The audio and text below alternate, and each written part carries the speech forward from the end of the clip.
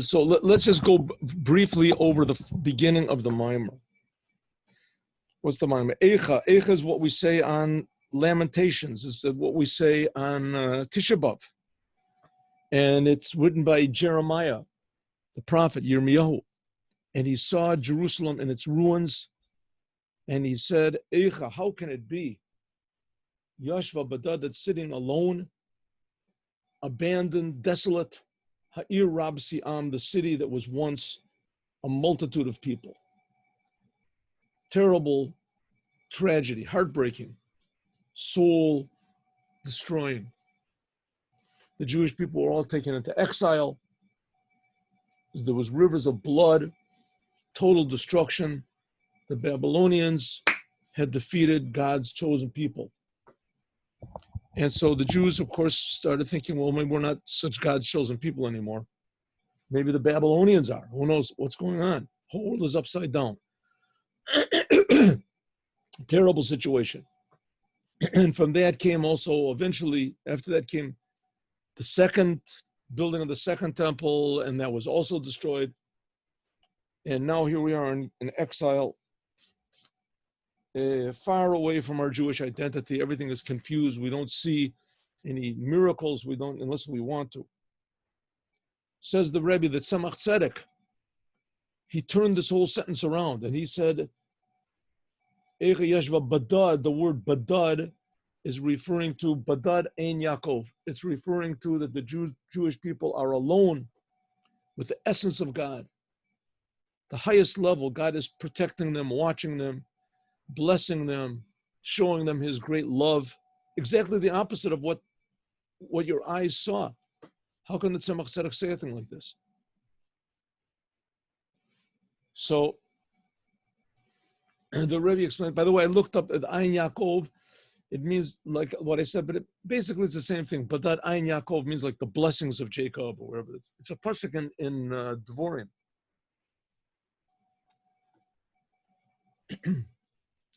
In Hazino and in Zosa Bracha, right near the end of the morning. So the Tzemach Tzedek said, this is the best thing in the world, can't be anything higher. Badad means you're totally within the essence of God. The essence of Hashem is being revealed in a revealed way, not just in this concealed way. Your eyes see the destruction of the temple. Nah, your eyes are seeing wrong. Your eyes are seeing wrong. This is the highest, most... Says the Rebbe, if so, it doesn't, that, according to what the Tzemach Tzedek says, beside being the exact opposite of what reality is, and what we can see with our own eyes, and Judaism deals with reality. There's what we call the pshat, the simple meaning. The temple was destroyed. Yirmiyahu was also destroyed from what he saw.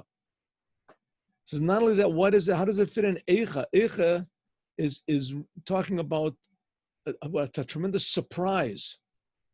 A tremendous surprise. How it is that how can God's chosen people be so destroyed? How can God's holy city and this holy land be so defiled? That's what Eicha means. How can it be? So that doesn't fit in according to what the Tzemach Tzedek says.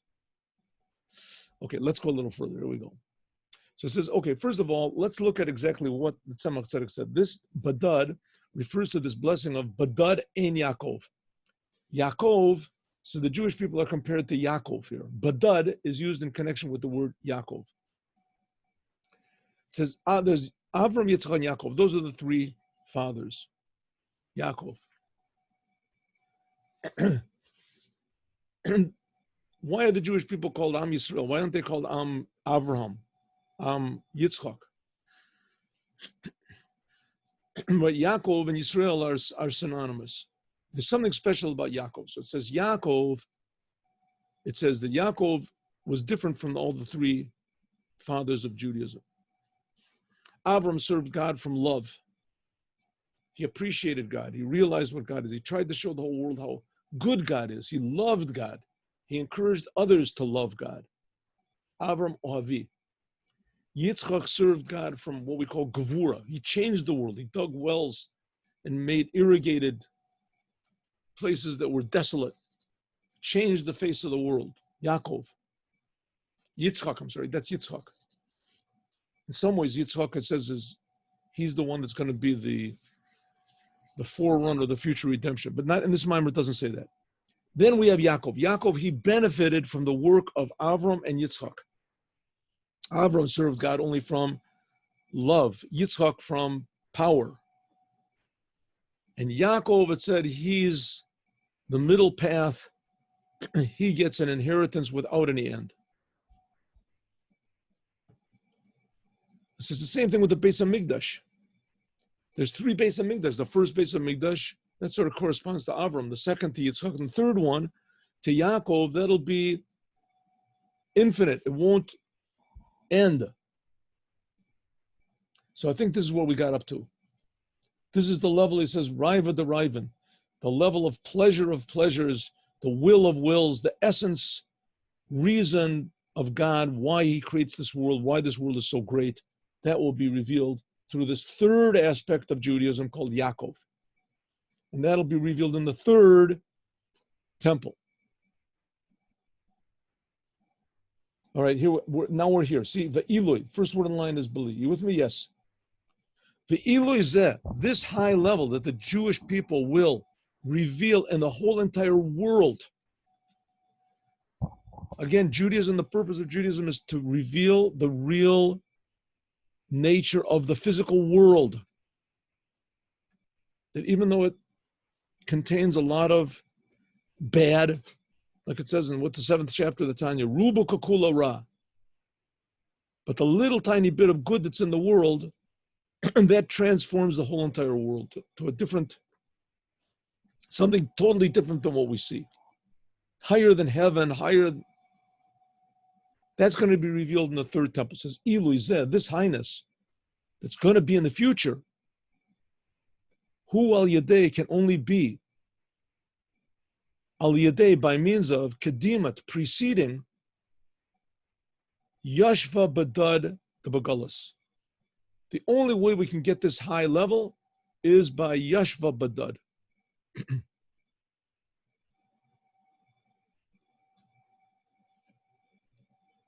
Is it worth it? Any normal person would say no. The Jewish people, in order to receive the Torah, they had to be in Egypt, suffer there for many years. Different opinions how long exactly was the actual suffering, but in any case, they were in exile for 210 years, the Jewish people. They had to suffer there for a good amount of that time, 100 years, whatever it was, until after Levi died. So the Jewish people had to suffer. Was it worthwhile, the suffering, in order to get out and receive the Torah? Who says? Who would want a thing like that? Right? Who would dream of a thing like that? It's like saying, okay, we're going to put you into a concentration camp, torture you for, 50 years, day and night, and you'll see death, you'll see terrible things, but you'll get out, you're going to be a multi-billionaire, right? You're going to get it. Who says, leave me alone. Who wants to be tortured, right? Let me show you, here's a catalog of tortures that we're going to give you. Right, we'll break this and we'll pull out this and we'll stick this and we'll stick a needle here and we'll burn this and this. It says, leave me alone. If you see the first page, I don't want it. So it must be that the reward is going to be something so incredible that it's going to even put heaven and all the other levels in make it look like peanuts. Well, even in this world, a person says, okay, you'll suffer 50 years in concentration camp, but you're going to go to heaven. You're going to get heaven. Who said, leave me alone? But if it happens, so, okay, I got no choice, but you're giving me a choice? No way. Who wants to suffer to go to heaven? Let's say to suffer 10 minutes, maybe. 50, here the Jewish people have been suffering for 2,000 years. You want to tell me that it's worthwhile for what's going to be? No way. Says the Rebbe, yes, it is. It's something that's so incredibly good that's going to be revealed here in this world, namely what this world really is. That'll be revealed here. Says that's the only way that we can get this incredible good, which is essentially the revelation of the Creator, the essence of good. The only way that this can be achieved is al yadei, by means of kadimas, preceding yashva badar and galus. And the Rebbe is going to say that as soon as a person realizes this, then 99% of the tortures go away. And this is the idea of Masha Dimur Razal, what the Rabbi said, like we learned in the previous Maamar. You defy. It arouses your power of defiance, your power of happiness. I am serving the Creator, like a soldier that goes into, a commando soldier. He's happy to go into battle. He's serving the country. That's what we can treat the gullus. And that's what it says the rabbis say, this whole idea of gullus that we're in, where we don't see God, we don't see purpose, we don't see any meaning. This, to the Adam, Arishon, to the first man, Shanidon Begirushin, that he was evicted. What is God's punishment for Adam? He ate from the tree. That's it. He should have, on the spot, right, got some sort of a terrible death, who knows what. No, God said, your punishment, I'm kicking you out. Just like the first man, he was God's handiwork, Cain, Gam Yisrael, all the Jewish people, that they were also evicted. They were evicted from the Holy Land. The first temple, they were evicted for 70 years. And now it's been almost 2,000 years. Just like the same thing as Adam was the handiwork of God. The same thing, all the Jewish people, they are the handiwork of God. Right? That's what we say before Pirkei Avos. Netzer mata'ai maseh yadai. Every single Jew is a part of God from above, mamash, in this physical world.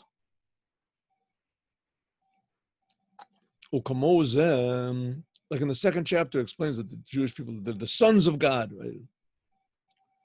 Just like Adam Rishon, the first man, Nidon, was sentenced to Girushin, to being exiled, divorced from the Holy Land. Who Bishvil is in order. Why? Why did God kick him out of the Holy Land? Why? Because there's some sort of an advantage, some sort of a benefit, a profit that would come afterwards. Profit. A benefit. Ada ilu the Matan Torah, until finally Matan Torah.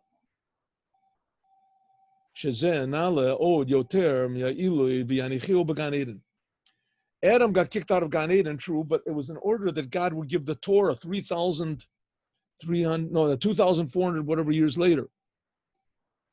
2,448 years later.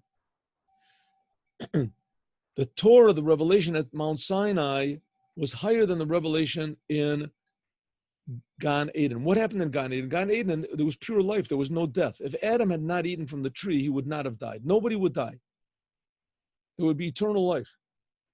Why would there be eternal life? Because God would be revealed. God is the creator. There's really nothing except for God. There's aspects of God, how God creates the world, how God, there's the upper worlds, the lower worlds, but the revelation of the creator himself, that was in, the world was Gan Eden. The world was heaven. What's heaven? Heaven is a person perceives, he is aware of, he understands God. He understands the infinite. What was at Mount Sinai? The same exact thing, but higher. At Mount Sinai, it says also there was no more death. As soon as God started speaking, death stopped. If the Jewish people would not have worshipped the golden calf, there would be no more death. All the funeral houses would be out of work. They'd find something else to do. God put Adam into Gan Eden, into heaven. Why did he put him in this Gan Eden, heaven on earth? Why? La'avda l'shamra, to work on it and to preserve it. The Adam Arishon, the first man, Kamoshi, like we're going to explain later on, Hainu Kamoshe, the Matan Torah, just like in Mount Sinai and Mount Torah, how you Zion Doros, there were 7 generations from Adam until Moshe. That's what we learned in Bati Lagani. It says there were 7 generations that silku a Shekhinah, that removed the Shekhinah. And there was, a lot more than 7 generations. It was 2,400 years, but there was 7 main tzaddikim. It says that they stood up and they, from Adam, Adam started the process. He drove God's presence from the world. And then came after that the next generation, which was the generation of what? Cain va'Enosh. Cain killed his brother. Havel, and then afterwards there was the generation of Enosh. And they drove the Shekhinah more and more away from the world. Something like a person that steals. The first time he steals, he feels a little bad. And the second time, he drives his conscience further and further away until he feels there's nothing wrong with stealing. It's maybe a good thing. Adam drove away God's presence from the world. So it was 6 generations after him, generation after generation. They drove the Shekhinah away further and further and further from the world. And afterwards, came Moses. Moses was the one that received the Torah, and he brought God. I'm sorry, not so. It came Abraham. Abraham afterwards was the first of the 7, and he began the reversal process. 7 generations, they brought God's presence back down into the world until came Moshe, Matan Torah. He was the 7th generation. In the 7th generation, Moshe, he revealed the Torah that was higher than the revelation in Mount Sinai. Al derech zeh, it's also the same thing after Matan Torah, after the giving of the Torah. Okay, now what is this presupposing? It's presupposing that the revelation of God is really, really a good thing. Really very good. It's something, and we don't really know what good is. In this world, we don't know what good really is. So after a person dies, he goes to heaven, he gets a little taste of what good is. It is what is good? Revelations of God. Here in this world, who says God, what says God exists? There's the most powerful, popular, intelligent, genius people are sure that God does not exist. There's books about how wonderful atheism is and anarchy and these things, and how egotism is the name of the game. Big genius people, even religious people. That's why I was once religious. I don't. The Rebbe, the whole purpose of Judaism is to bring to the world the awareness of how good, close, loving, holy, alive God really is. Korav elecha davar ma'od. So he goes, when Adam was in heaven, Gan Eden, so he realized how close God is. What happens when you feel that God is close to you? There's responsibility. You feel I can serve the Creator. I want to serve the Creator. What do you serve the Creator? To make this world more and more holy, right? Like a person, it's like in this world, you do a favor for somebody. Why do you do it? Kids do favors for their parents, right? They like their parents. They want attention.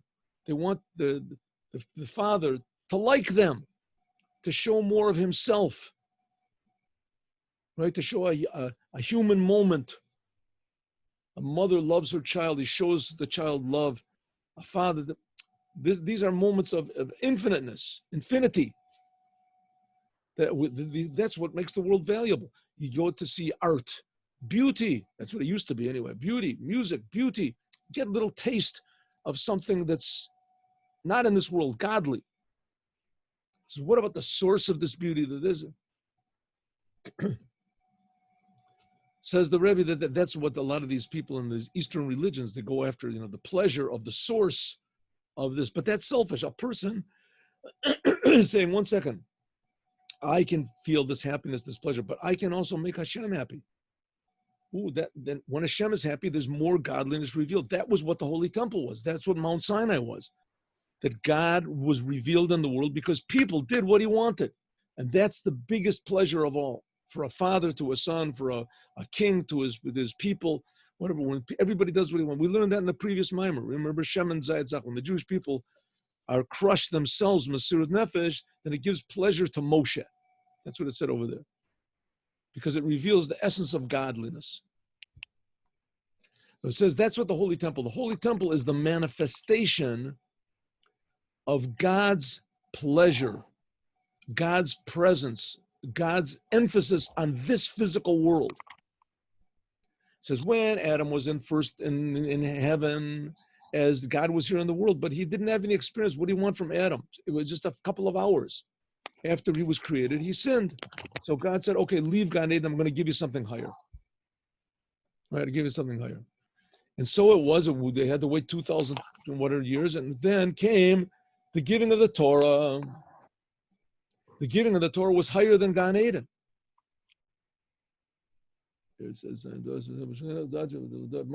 Al Derech is similar is also after Matan Torah that they had to also go to the land of Israel and to build the Beit HaMikdash.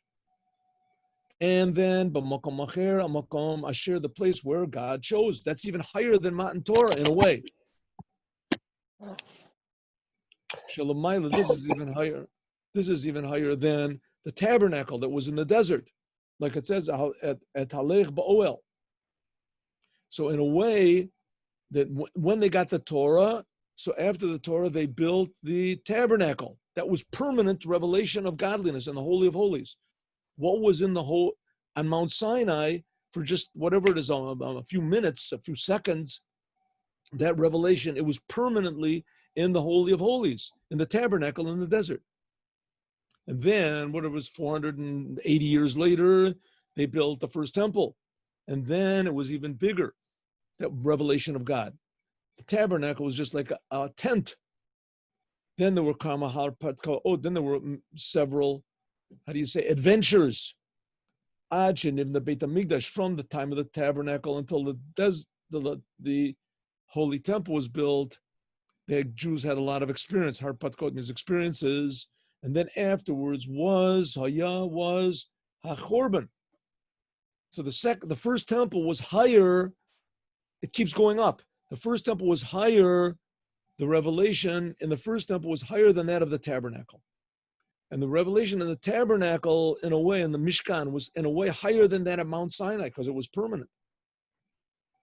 The temple, though, was even more permanent. Didn't move around.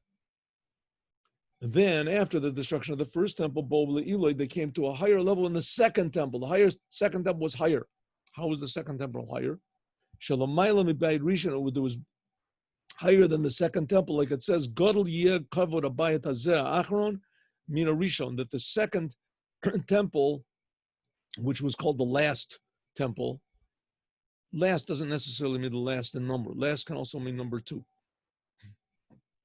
The Kai al Beit Sheni, this refers to the second temple, like with the plagues and the signs that Moshe showed to the Jewish people. Right? God said, go to the Jewish people, show them 3 signs. First sign is turn water to blood. Second one is no. First one is take the stick and turn it into a snake. Second one is put your hand in and it'll be like sorat. It'll be like leprosy. And God said, if the Jews don't believe in the first sign, they don't believe in the last sign, then I have another sign, and that's the thing of the blood. So we see last can also be number 2. Okay, then there was the second house, which is called the last one, and that's greater than the first one, like it says. Al derech, why was it bigger? 1 second. Achron mina rishon, the Kyle by chain. This refers in the second temple.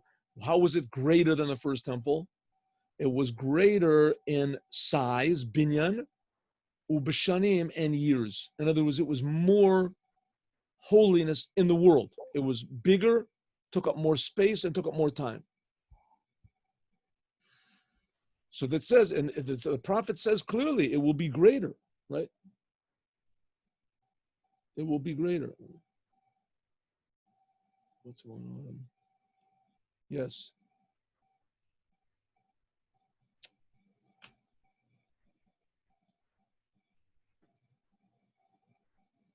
Right, the prophet Chagai says it will be greater, and so it is. And the second temple was greater than the first temple. Al derech says similarly, it is also being in a churban and the destruction of the second temple. What's better now?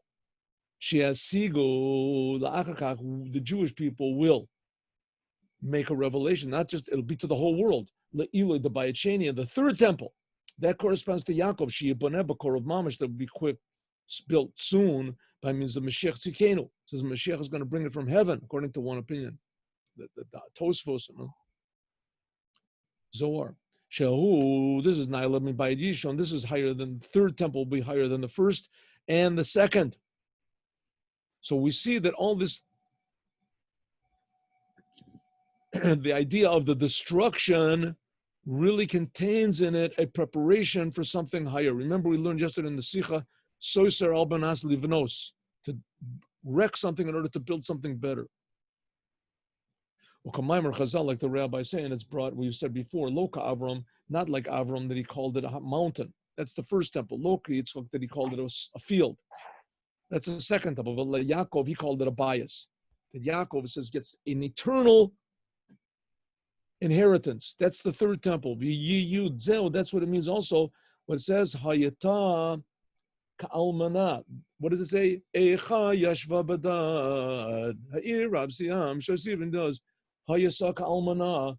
The Jewish people were like a widow. Like a widow. What does it mean, a widow? A widow is a person whose husband dies. The Jewish people are like a widow. Velo almana chas v'shalom, but not a widow. God has just, so to speak, seemingly abandoned the Jewish people. There's no temple. Kimikivan, since the Kavana Biarida, since the whole purpose of this terrible destruction and descent of the Jewish people is Bishvil Aliyah, is only in order that there should be something better afterwards. Hare Einzetz, so it's not really a true descent. Now this requires faith. This requires faith. But on the other hand, after all, no matter how little faith a person has, no matter how much he denies God, and we certainly have enough reason to do it. There's no doubt about that, right? The terrible tragedies that have occurred to people who believed in God, to those who believed, but nevertheless, we find that Jews find it difficult, if not impossible, to totally deny their Judaism. There's something that always hangs on there, and it doesn't make any sense. There's something there that's eternal. And this tiny little Jewish identity, it's called the Pintala Yid. It's something that's so good, it's like the luz bone in the back of the neck. It can't be destroyed. It can't be destroyed. And this little point, somehow that's going to be the seed that from which is going to be revealed the essence of God in this world. Something we have no idea how good it is. Somehow or other it's going to make the whole thing not only worthwhile, it will reveal that every moment of this terrible gullus was really a tremendous blessing. How is it going to be? I don't know. Lochi, and therefore, therefore the Jewish people are like a widow. B'chaf hadimyon, ka means like, ka, with kaf, the letter chaf, which is the letter of comparison. He is like this, like, the Indian is like this. Kamosha bo, like it explains the Rebbe Rashab. The Rebbe Rashab explains in a Mimor called Eter. Eter, tough Reish Ayin, 10 years before he passed away. Shetachlit kavanat b'riyat olam, the whole purpose of the creation of the world. God wants every moment. Time is part of the world, part of the creation. So every second is being created brand new. And it's being created brand new with a purpose. That's what I said before. When a person feels God, what does he feel? He feels purpose. He feels responsibility. He feels he has an obligation. He feels that there's something in the world to be fixed and only he can do it. She. Everybody feels this individually. That's what it means. God wants to have a dira.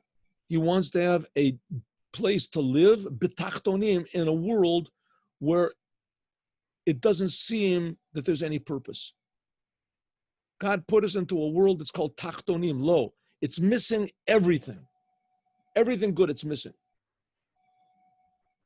You have to look for it, right? The sun sets, big deal. The sun sets, it's dark, it's miserable. You ever see a beautiful sunset? Ooh, sunset. Something amazing, right? Everything that there is in the world, you can try to find something good in it. And that's all these religions and philosophies and things pop up to try to find something good and stable and meaningful in all this confusion that there is in the world. Right? And basically, these things are basically, good. Basically, it's trying to find meaning in a seemingly meaningless place. Says the Rebbe, it's not exactly so. The meaning is not, it's there. You just have to discover it. Discover it. In another way, a little bit deeper, not just discover it, even deeper, you have to reveal it. Discover means you just see what's there. Reveal means you have to dig a little bit and remove bad things. Oh, now you can see it. That's what it means, a dira b'tachtonim. God made a world where it's totally lacking any meaning, apparently. Right? Apparently. But the fact is that it's not so. It's not so. And that's what we have to make this dira, to show the whole world that it's not so, that this world is something more. Who says it's something more? Just take a little example. This idea of the Jewish people can't shake their Jewish identity. And what is a Jew? What is a Jew? It's not a race. It's not a this.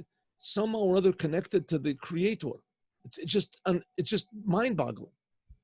Shekavana zu, this intention, nishalma, was by means of the Jewish people. Was completed by the service of the Jews. Mimor, like it says, only the Jews can really reveal that God wants to dwell in this physical world.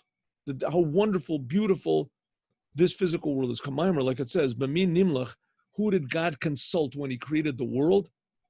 I'll call a bria before God made the whole world. It says with the souls of the tzaddikim. The Jewish people, souls existed before the world existed. And what does it mean? God had in his mind, he was going to make a world. This is all stuff in Kabbalah. It's also explained in the Maimorim of the Rebbe Rashab, the Rebbe in the great length, but in all the Maimorim of all the Rebbes, here the Rebbe is talking about it. Before the world was created, the Jewish souls existed. And God, so to speak, consulted with the Jewish souls. The Rebbe Marash says, what does it mean he consulted with them? That God saw the pleasure he was going to get from the service of the tzaddikim in this world.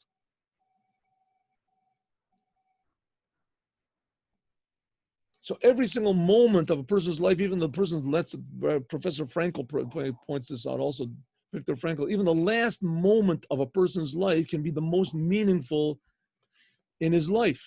And the Chassidic explains why, because every second is brand new, and every second is a creation of God with a purpose. And no second is less important than any other second. And if we just take this responsibility and say, hey, I'm making a dwelling place for God. In any way I can, I'll think about God, I'll talk about God, I'll do something, positive. My intentions are for, making the world a better place, to help people, etc. Is that's called making a dwelling place in this low world, in a place where there's absolutely no reason, the whole world is screaming out, there's no God, there's no purpose, it's ridiculous, right? And you say, well, I believe that there is, against all odds, against all logic, I believe that God exists and that there's a purpose and he cares what I do. Everything I do, I say, I think is very important. That's called making a dwelling in the lower world. In the beginning of the creation, the world was created. It says, Olam al mala'o nivra. The world was created complete. When God created the world, he created it complete. Vayara Elokim et kol asher asav, hinei tov me'od, it says, on the sixth day. Everything was very good. God's presence was here in the world. God was pleased with the world. He made a world. Pirush, what does it mean that God made the world complete and that his presence was here? This is what we call Or HaSovev, the light which surrounds all the worlds. A light of God, an aspect of God, the revelation of God, which is above all definition. Sovev means it defies all definition. Like we're talking about this for this ultimate, infinite good, which can't possibly be conceived. The Lubavitcher Rebbe writes in his that before he was 3 years old, whenever he went to Cheder, he went at 3 years old, maybe he went before. He said he already had it woven in his mind how Mashiach will come, and he'll make sense of all of the suffering that the Jewish people had suffered. I mean, Jewish people too. This was before World War I. Behold, in the beginning of the creation, olam al melo nivra. In the beginning of the creation, the world was created whole. Oh, we did this. Why?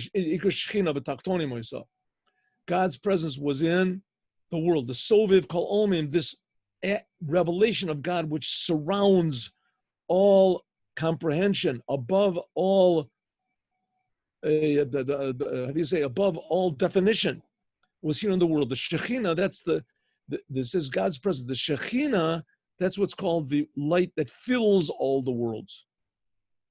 That's why it's called Shekhinah, because it dwells in the world. Shekhinah, that's the life force which is in the world, is also called Shekhinah. The Jewish people are called the Shekhinah. The awareness of God in the temple was the Shekhinah. But it says that the essence of the Shekhinah, this is what's called Soviv Kol Omim. This is, so to speak, God himself. God's will itself revealed. Until Ora Soviv Shalamayla Me'olmos, until the light of Soviv, the surrounding light of God, which is totally above any conception or of the world. Like it's explained in a lot of Maimorim, in the Mimor of the Hilula, in the Mimor of Yud Shvat.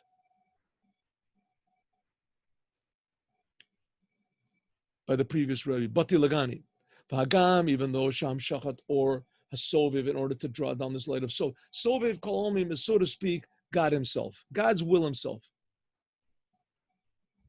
Soviv, there's other Maimorim which says there's talking about essence, the essence of God, but this is, as far as we know, this is the essence. Nasa, how do we do it? How can you draw it down? How can you reveal this level of the light of God, which is totally above all the worlds? This is by means of the work of Adam Rishon, and later on by the souls of the Jewish people. Like we said before. So the world itself was perfect. It was wonderful. God's presence was here. But by means of Adam doing what God wanted against nature, is that would have evoked the higher revelation of the Creator in his creation. Immediately in the creation of the world was created complete. What does it mean it was complete? You didn't have to, it was complete, you don't have to do anything, right? It says, no. It's not that God's presence, the essence of God was revealed here actually, and that Adam didn't have to do anything. The world was created complete doesn't mean that it was all fixed up. That fixing up the world, dir b'tachtonim, that's only by means of service. What does it mean the world was created complete? Shenivra ba'ofen, it was created in such a way, sheyem muchshar, that the world was ready, v'ra'ui, and fitting, legiloi or the ikr shechina. The world was already fit to be, it's like you go and you buy a puzzle, right? You buy a puzzle, go to the store, and you buy a puzzle, the 50,000 piece puzzle. And you look and the puzzle has 5 million pieces in it, and 50,000 are relevant. Here's the whole thing. Take it. Here's the picture, the instructions. It's complete. That's it. The whole set is complete. Now you have to put it together. But everything is there. It's complete, right? The parts that are not good, you can see which ones are not relevant. The parts that are, you can look at the map and see the whole world is ready. It says, and when Adam was put into the world, as the world was complete. What is it was complete? The completion was by means of his work. The work of Adam. Okay, now, let's just do one more line and that's it. Or in this level of Mamali Ka'omim, there are many, Yesh Maila Began Eden, the revelation that was in Gan Eden, which was in the Gan Eden where Adam lived. The revelation there was a revelation of the world, Mamali Ka'omim, a light of God that fills the world. And Adam had to work to reveal the light which surrounds the world.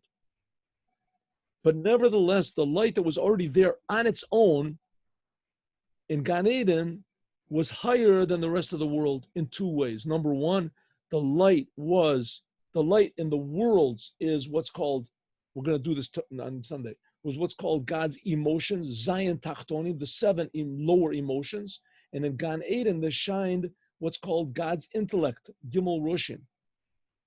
And the second is that in the worlds, you only knew the rest of the world. Gan Eden was a place, right? Gan Eden, where Adam was, there was the awareness of the essence of God. The rest of the world was only the awareness of the fact that God exists. That God exists, but not what God is. The rest of the world, when Adam was created, was the possibility to know that God exists. That. But in Gan Eden, there was Gilui Mahut. You knew what God is in heaven. The difference between Gan Eden and the rest of the world. But this was only Mamali Kolmim. Adam had to do the work by means, when he did the work, that drew down the light of Sovev. That's called Iker Shekhinah, the essence of the Shekhinah. We're going to go over this all another time. But it's the same thing. Take an example, the Holy Temple. The Holy Temple was holy. Before there were any sacrifices, before there was holy. Even to a degree right now, when it's destroyed, it's holy. That's why it's really forbidden to go up on the Temple Mountain now. The rabbis that say you can, they're really, it's a big mistake. 99% of the rabbis say you can't go up. The Rebbe, Lubavitcher Rebbe, for sure not. Because the place is holy. It's holy. But the main point, even when the temple was built, right? So let's say the holiness was more revealed, but that's only the holiness, what we call Mamali Kolmin. It's a holiness relevant to the world. When they sacrificed the sacrifice, when they did the work in the temple, the work serving the Creator, that drew down a higher light called Sovev Kol Olmim. Okay, so what are we dealing with here now? We're talking about not just that God exists. We're talking about what God is, how infinitely good and real God is, and that it can only be revealed through the exile. Only through the exile. So somehow or other, a really, really amazingly good thing, which makes no sense. And that's why it's called Soviv Ka'omim, because it's above all comprehension, is going to be revealed specifically by means of our service in Gullus. We see that the Rebbe points out here that through creation, things have been going up and up and up, the revelation of God.